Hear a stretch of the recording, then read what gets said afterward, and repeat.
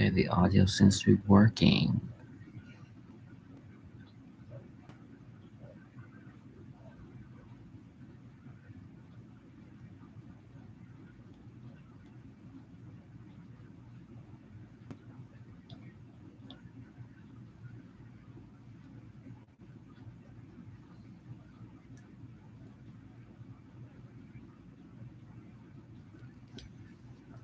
Oh, okay, here we go.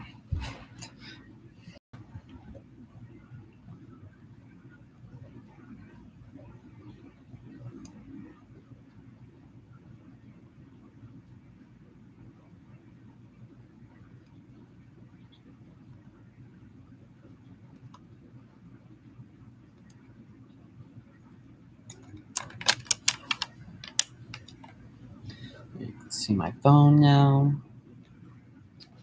I'm just reading.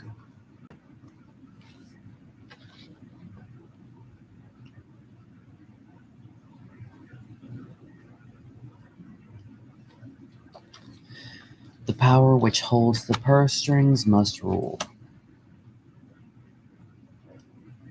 No taxation without representation is one of the most recognizable rallying cries of the revolution. From the youngest age, we are told that the revolution was sparked by oppressive taxes. What we are not told is that after the revolution, Congress and some state governments imposed anew oppressive taxes to raise the money to repay their creditors. These efforts to tax sparked both the regulator rebellion from below and the elite counter-revolution from above. The desire to tax brought about the convention, which created a national government newly empowered to collect the necessary taxes to fund a powerful government and economy.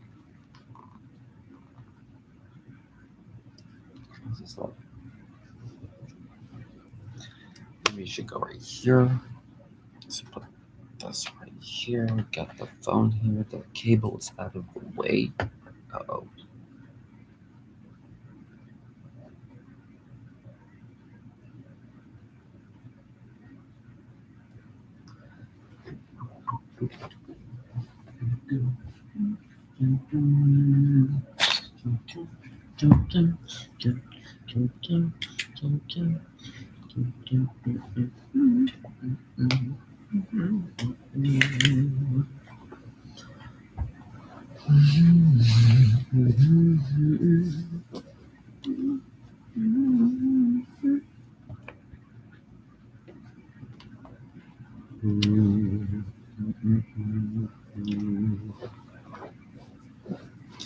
Yeah.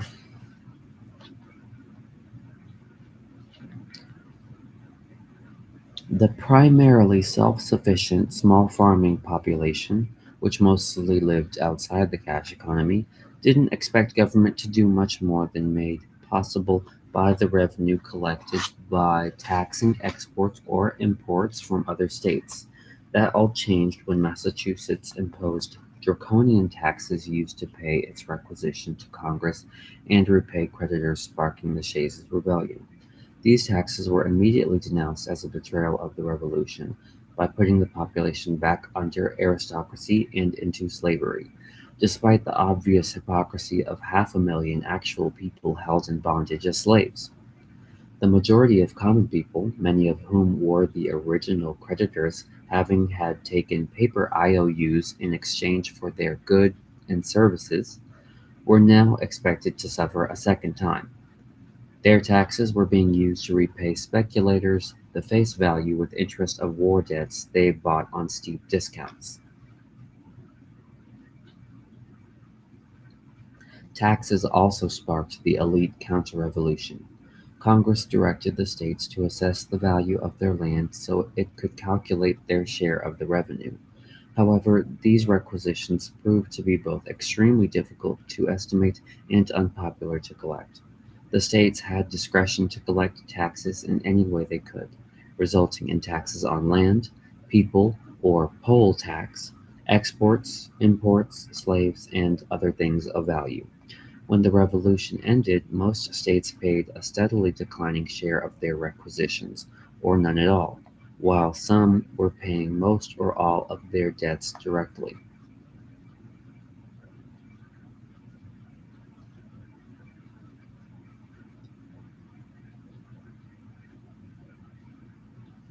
Unable to pay its bills and in default with France in 1785, Congress in a number of states began reissuing paper money.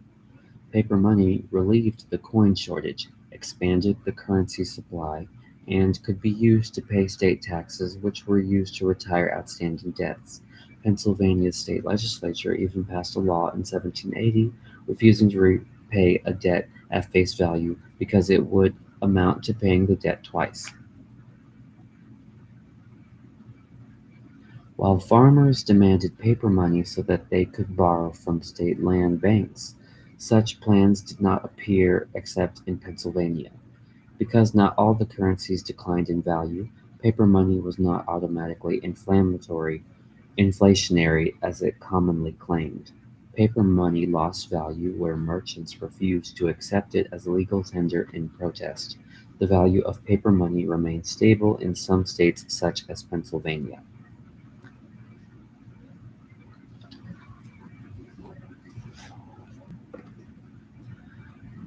Like either someone will pop in or they won't. Simple as that. Mm-mm.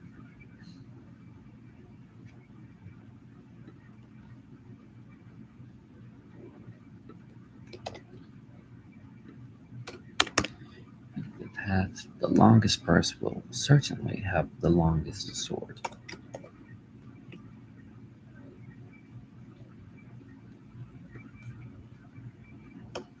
Sound good. Power to tax was a critically important element of the framers.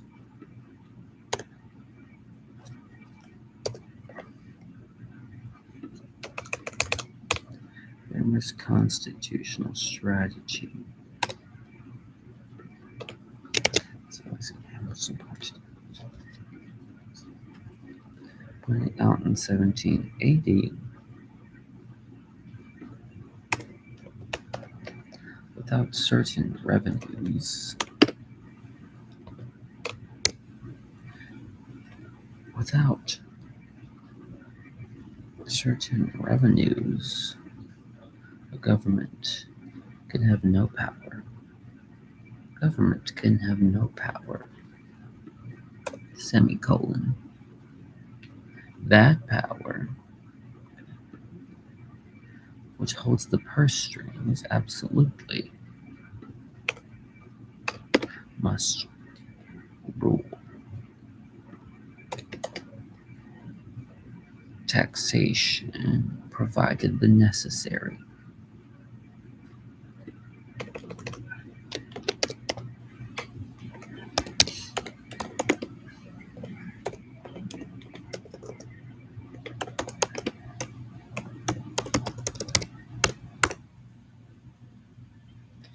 Necessary revenue to repay the debt.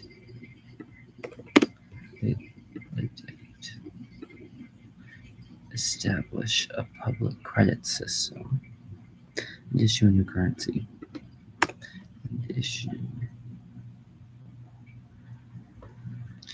So that would provide the capital to set up.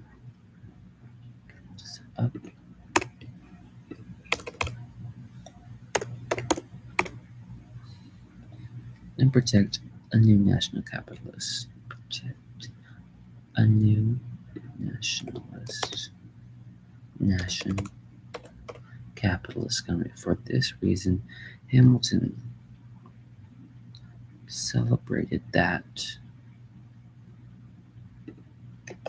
the proper funding of the present debt will render it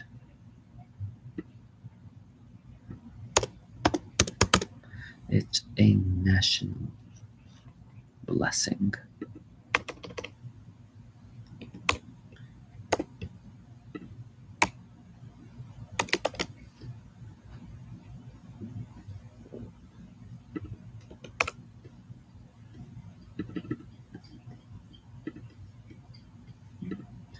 21.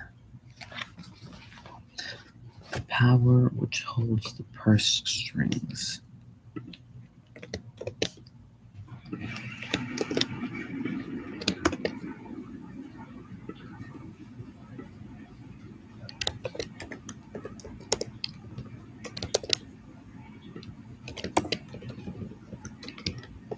The power which holds the purse strings must rule. Okay. No taxation without representation. It's one of the most recognizable rallying cries of the revolution. From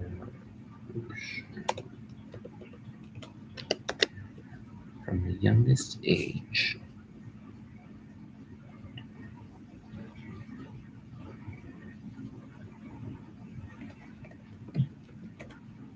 We are taught that the revolution was sparked by oppressive taxes. What we are not told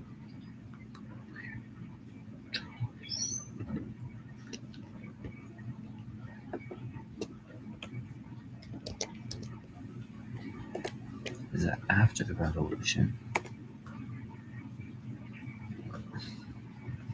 Congress and some state government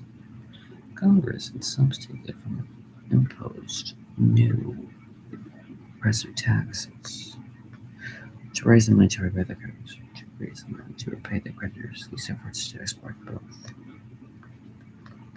the labor rebellion from below and the elite.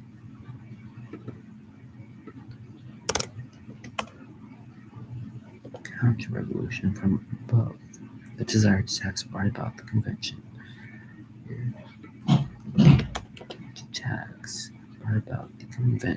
Which created a national government newly empowered to collect the necessary taxes to furnish extra fund a powerful government and economy.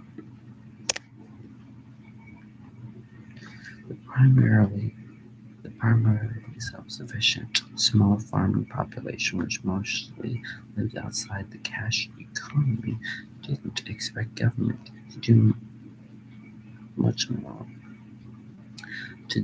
more than made possible by the revenue collected.